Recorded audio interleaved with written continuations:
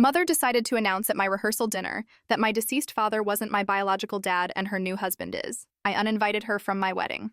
The wedding rehearsal was supposed to be a simple, intimate gathering, a time for close family and friends to come together before the big day. I, 25 female, had been planning this wedding for over a year, and while I expected some hiccups, I could never have predicted what my mother had in store for me. I had always known she had a flair for the dramatic. She thrived on attention, always needing to be the center of everything. Still, I had hoped that for once, just this once, she would let the spotlight shine on me. After all, it was my wedding, my moment. But in the days leading up to the rehearsal dinner, I had started noticing little things that made me uneasy. She had been way too excited about the event, more excited than someone should be for a simple dinner. She kept dropping vague hints about a special surprise she had planned, something that would change everything. When I pressed her for details, she simply smiled and told me that I would understand soon enough. I had assumed it was something sentimental, maybe an old childhood keepsake or a heartfelt letter. I figured she wanted to make a grand speech, but I never imagined it would be anything beyond an overly emotional tribute to our family. My fiancé, Luke, 26, male, told me not to worry. He had met my mother enough times to know that she liked to make a scene, but assured me that whatever it was, we'd handle it together. When we arrived at the venue, I was too caught up in the excitement of seeing everyone to pay much attention to my mother's behavior. The evening started beautifully. My bridesmaids were buzzing with excitement. Luke's parents were chatting with my relatives, and the energy in the room felt warm and full of love. Even my mother seemed to be on her best behavior at first. She mingled, laughed, and acted like the proud mother of the bride. She hugged Luke like he was her own son, showering him with compliments about how lucky I was to have him. If I hadn't known her better, I would have thought she was just another happy parent eager to see her daughter get married. Then, about an hour into the evening, she stood up, clinked her glass, signaling for everyone's attention. I wasn't surprised. She had mentioned wanting to give a speech, and at that moment, I was just relieved she had waited until most of the toasts were over. The room quieted, and everyone turned their attention to her. She took a deep breath, her eyes glistening with what I thought were happy tears. She started by talking about how much she loved me and how proud she was of the woman I had become. She reminisced about my childhood, sharing sweet, slightly embarrassing stories about my younger years. I felt myself relax a little. Maybe this wouldn't be as bad as I had feared. But then she took a deep breath, straightened her shoulders, and said that there was something she had been keeping from me my entire life, something she believed was finally time to reveal. I felt my stomach twist. She said that fate had a strange way of working, and sometimes things happen exactly as they were meant to. She said that while she had mourned my father's passing like everyone else, she had also come to realize that his death had been a necessary step towards the truth finally coming out. The room was silent. She then turned to her husband, the man she had married just a year ago, and smiled. She called him the love of her life, the man she always meant to be with. And then she dropped the bombshell. She told the entire room that the man I had grown up calling my father wasn't actually my biological father, that her husband, this man she claimed she had only met a year ago, was actually my real father. I heard a few gasps from the guests, but I couldn't react. I just sat there frozen, my mind struggling to catch up with what I had just heard. Like, what the hell? She reached into her purse, pulled out an envelope, and held it up proudly. She said she had taken the liberty of getting a DNA test done, and that the results confirmed what she had always known deep in her heart. She said, "This was my wedding gift." The shock had barely settled before she took it even further. She revealed that her relationship with her husband had been going on for decades, that my entire life, my father, the man who raised me, who loved me, who supported me, had unknowingly been raising another man's child. I felt Luke squeeze my hand, but I couldn't even bring myself to look at him. She said she had planned on telling me earlier, but she didn't want to ruin my childhood. But now that I was getting married, now that I was starting a new chapter in my life, she felt that the timing was perfect. She said it was a sign that everything had worked out as it was always meant to. And then she ended her speech by saying that she expected us all to move forward, to embrace this revelation, and to celebrate the fact that I finally knew the truth. She smiled at me like she had just handed me the greatest gift in the world. I couldn't even speak. The room was completely silent. Not a single person clapped. There were no cheers, no words of congratulations like she was delusional enough to expect. Just stunned silence. I felt my face burning. My heart was pounding so hard I could hear it in my ears. My hands were shaking. My mother had just obliterated my entire reality in front of all my loved ones, and she was expecting me to be grateful. The silence after my mother's speech was suffocating. I felt like I had been hit by a truck, my entire world tilting on its axis while everyone around me sat in stunned disbelief. I bet they were expecting it to be a prank. I hoped it was. My mother just stood there smiling expectantly as if waiting for me to throw my arms around her and thank her for this wonderful revelation.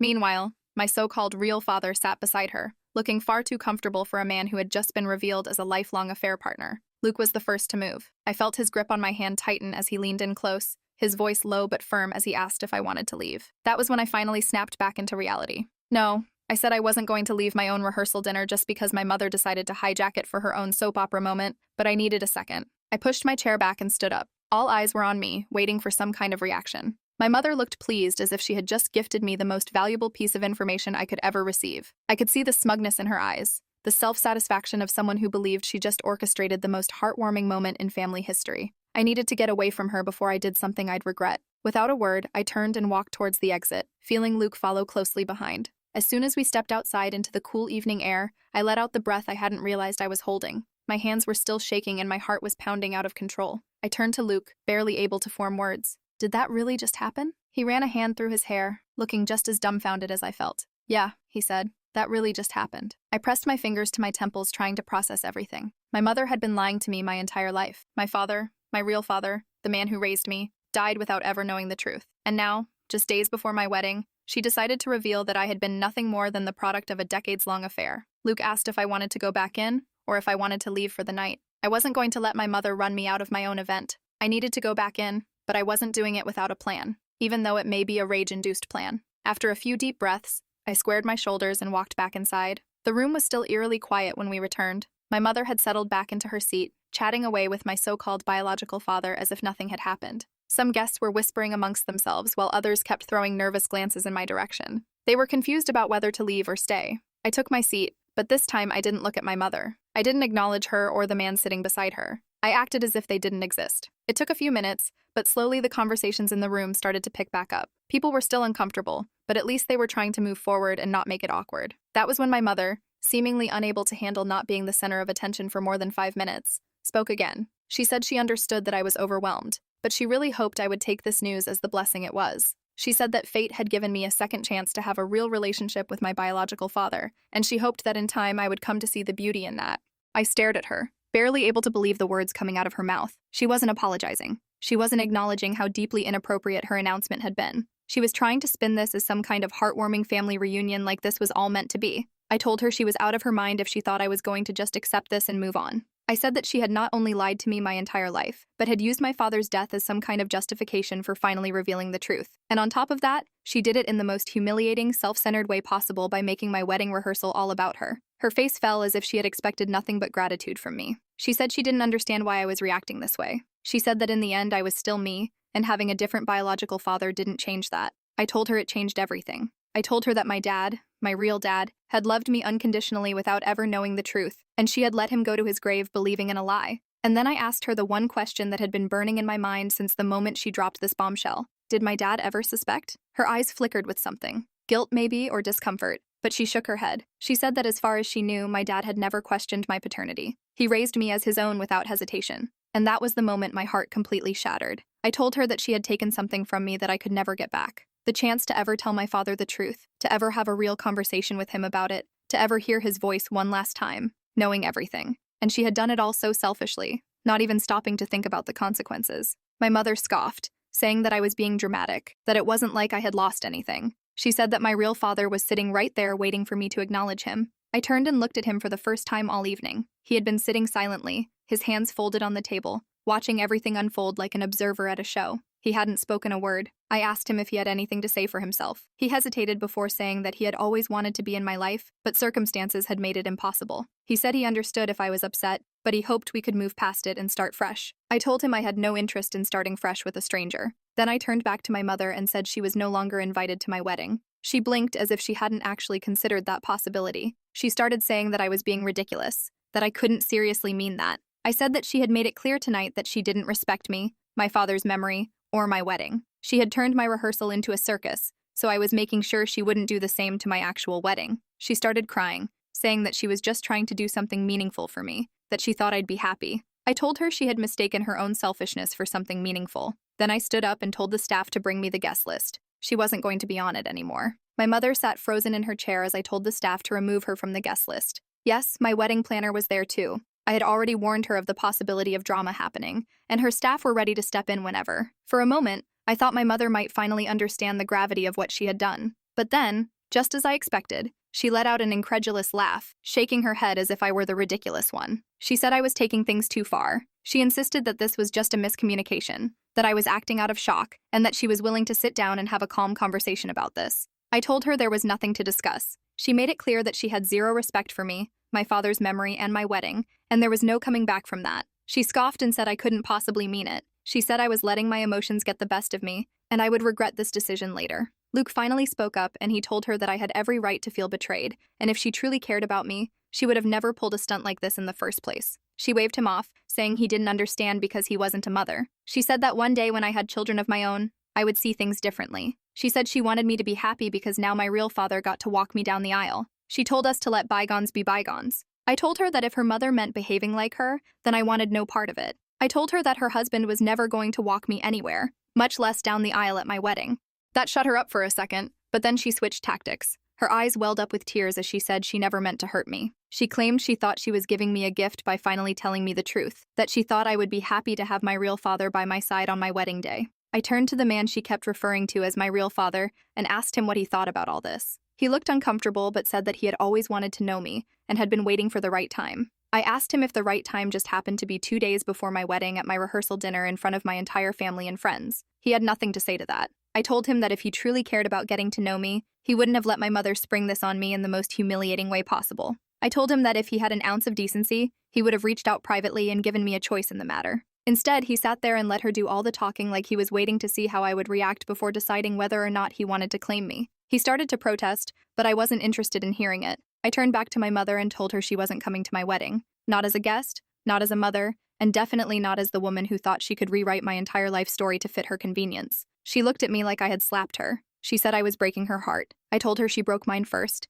and then I turned and walked away. Luke followed, and as soon as we got outside, we got into the car, and as we pulled away from the venue, my phone started buzzing relentlessly. My mother was calling over and over, alternating between furious texts and dramatic voicemails about how I was destroying our family. She said she couldn't believe I would throw her away like this, that she had done everything for me, and this was how I repaid her. I told her she should have thought about destroying the family before she had an affair for decades, and then I blocked her number. The next morning, my phone was flooded with messages from relatives. Some were on my side saying they couldn't believe what she had done and that I had every right to cut her off. Others took a more neutral approach, saying they understood why I was upset but hoped for the best. And of course, they were the ones trying to guilt-trip me, telling me that at the end of the day, she was still my mother and I should find it in my heart to forgive her and to ignore her affair partner, aka her current husband, if it made me feel better. I ignored them all. I had a wedding to focus on, and I refused to let her ruin it any further. Update 1. By the time the rehearsal dinner disaster had settled, my mother had moved on to the next phase of her plan, playing the victim.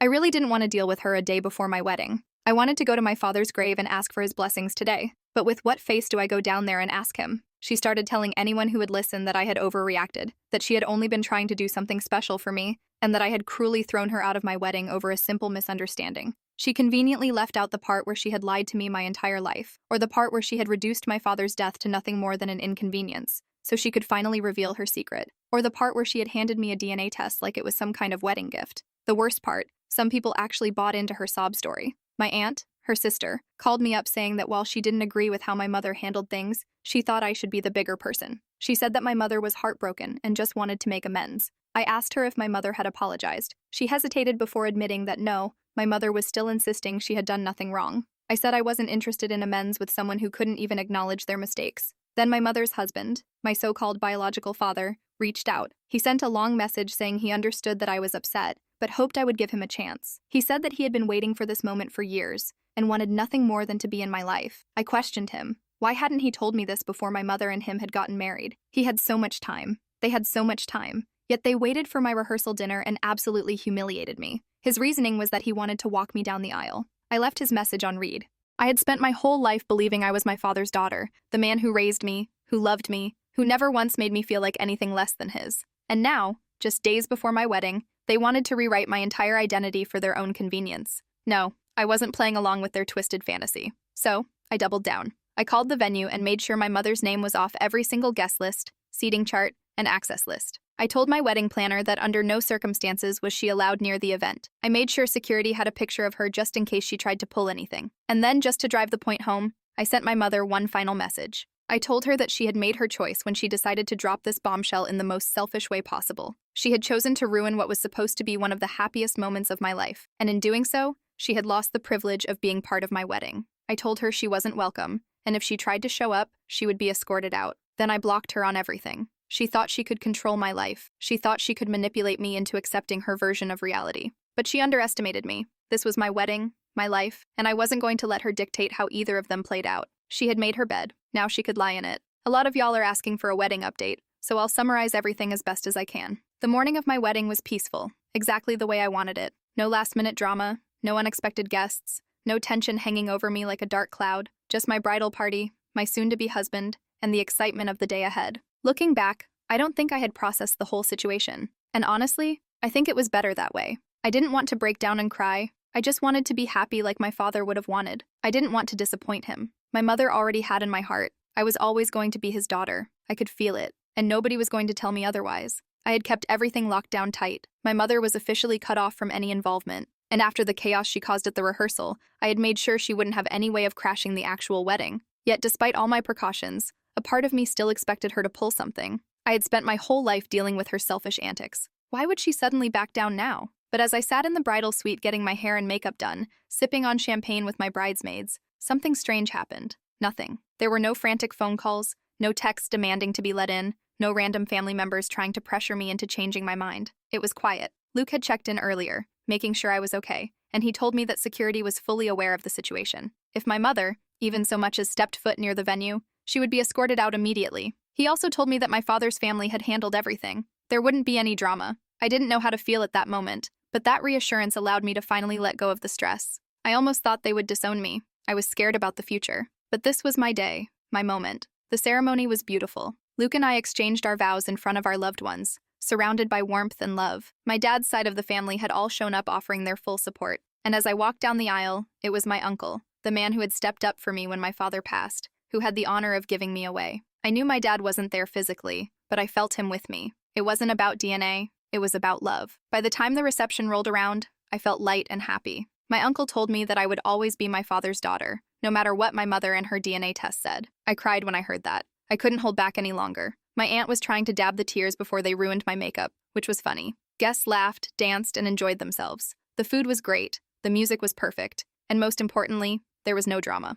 One of my cousins from my mother's side hesitated before approaching me, looking uncomfortable. She admitted that my mother had been blowing up several relatives' phones all day, begging for updates and demanding someone sneak her in, and when that failed, attempting to guilt-trip everyone into feeling bad for her. I sighed, unsurprised. She had always been like this, turning every situation into something about her. But what my cousin said next caught my attention. Apparently, my mother had taken things a step further. She was spamming everybody with a long, dramatic message about how her only daughter had cruelly banned her own mother from the happiest day of her life, twisting the story to make herself look like the victim. But here's the thing. She expected me to care. She expected me to crumble under the pressure, to feel guilty, to reach out and beg her to stop. She thought she could manipulate me into giving her what she wanted, but she had underestimated me. I didn't care. Let her cry into the void. Let her whine about how unfair it was. Let her tell her sob story to whoever was willing to listen. Didn't change a thing. I was married, I was happy, and I was done with her. Update 3. In the days following the wedding, I waited for the inevitable. I expected another dramatic showdown, maybe even a message from her, full of self-pity and manipulative guilt-tripping. Something about how I had broken her heart, or how she never expected her own daughter to betray her like this. But nothing came. Not a single call, not a single text, not even a passive-aggressive voicemail. It was almost eerie. But then I realized something. I had set a boundary with my mother and actually enforced it. And she wasn't used to that. She thrived on my reactions, on my attempts to keep the peace, on my fear of upsetting her. But I had taken all of that away from her. I had refused to give her any power over me, and she didn't know what to do with that. Luke and I had left for our honeymoon a few days after the wedding, a full 2 weeks of peace away from everything and everyone. Just the two of us. No stress, no drama, just pure happiness. And when we returned home, I felt like I had officially closed a chapter in my life. My mother could continue living in her fantasy world if she wanted to. She could rewrite history and pretend she had done nothing wrong, but I wasn't going to be part of it anymore. I was done trying to fix something that was never mine to fix. Some relatives tried to bring her up in conversation, testing the waters, probably wondering if I had cooled down enough to let her back into my life. I shut it down every time. I wasn't interested. The past was the past. I had made my choice and I had no regrets.